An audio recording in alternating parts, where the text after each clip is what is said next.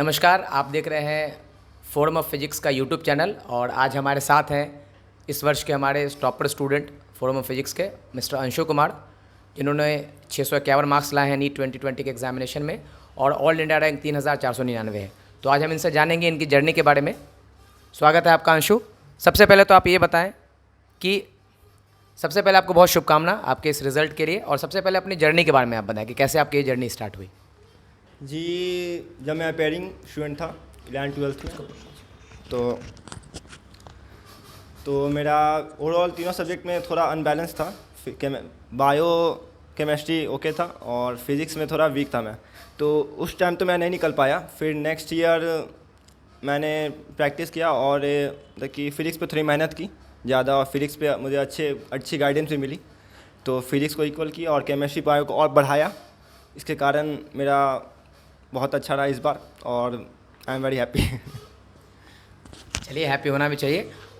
तैयारी के बारे में, जैसा कि आपने बताया कि आप फिजिक्स के लिए तैयारी कर रहे थे और केमिस्ट्री बायो पे आपने मेहनत करी, तो तैयारी के बारे में थोड़ा डिटेल में आप हमें बताएं कि कैसे आप तैयारी करते थे, कैसे पोर्शंस को बांट के आप क्वेश्चंस बनाते थे या कैसे तैयारी करते थे, थोड़ा डिटेल में बताएं।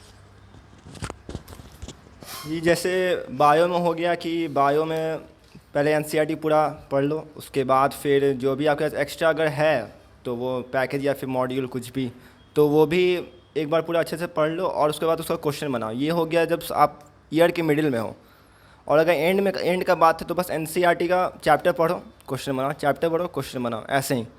और कुछ नया चीज़ नहीं पढ़ना है, मतलब कि अगर मान लो पहले नहीं पढ़ा है, कुछ नया ट्राई नहीं करना है या फिर कॉन्सेप्ट कुछ नया का नहीं लाना है। जैसे फिज़िक्स में हो गया, फिज़िक्स में मान लो स्टार्टिंग में कुछ समझ में नहीं आया, एंड में समझ नहीं आया, तो वो फिर से ट्राई नहीं करना है, क्योंकि वो आप छोड़ दो तो ज़्यादा बताओगे बजाय उसके टाइम वेस्ट करने के।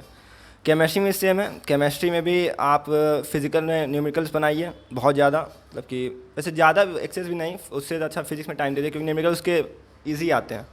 इनऑर्गेनिक पढ़िए बहुत बार एनसीईआरटी से, और ऑर्गेनिक तो आप मतलब कि जितना मेहनत कर सकते हो उतना करिए, कॉन्सेप्ट में भी, सब चीज़ में। और जैसे ऐसे ही और पढ़ते रहिए, जितना आप कंफर्टेबल है वैसे पढ़िए, आपको कोई इतना प्रेशर लेने की जरूरत नहीं है, उतना हार्ड नहीं है जितना आप समझ रहे हैं।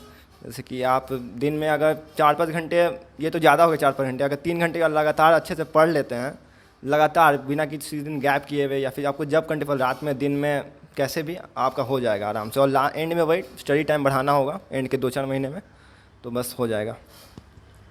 चलिए, और आपसे अगला सवाल ये है मेरा कि आपने बताया कि आपका फिजिक्स पहले वर्ष में गड़बड़ था, जिसकी वजह से आपका रिजल्ट नहीं हो पाया। दूसरे वर्ष आपने हमारा संस्थान फोरम ऑफ फिजिक्स ज्वाइन किया, जहाँ तरुण वशिष्ठ सर फिजिक्स आपको पढ़ाते हैं। तो इस जर्नी में तरुण सर का कंट्रीब्यूशन आप कैसे देखते हैं? कैसे आपको यहाँ आने के बाद आपका फिजिक्स में किस तरह से आपके बदलाव मिले, और इसका आपके रिजल्ट पे कितना आप मानते हैं कि आपका असर हुआ इस रिजल्ट पे आपका? जैसे कि पहले तो तरुण सर को मैं थैंक यू बोलना चाहूँगा, और उनका कंट्रीब्यूशन बहुत ज़्यादा था मेरे फिजिक्स के लिए। और जैसे कि जानते हैं नीट में फिजिक्स कितना वैल्यू रखता है, वो रैंक मतलब कि उस पर डिपेंड करता है, फिजिक्स पे। बायो केमिस्ट्री सब कर लेते हैं, मगर फिजिक्स पे रैंक डिपेंड करता है। तो फिजिक्स तो जब मैं आया था तो मेरा फिजिक्स मतलब बिलो एवरेज टाइप का था। तो फिर मैंने मतलब कि सर का क्लास किया, तो उनने वो पूरा कॉन्सेप्ट, बेसिक कॉन्सेप्ट वहाँ से बताते हैं। मतलब कि मुझे अभी याद है कि उनने 7 कॉपीज़ भरवाई थी मेरे और उनको रिवीजन करना है तो बाप रे बाप।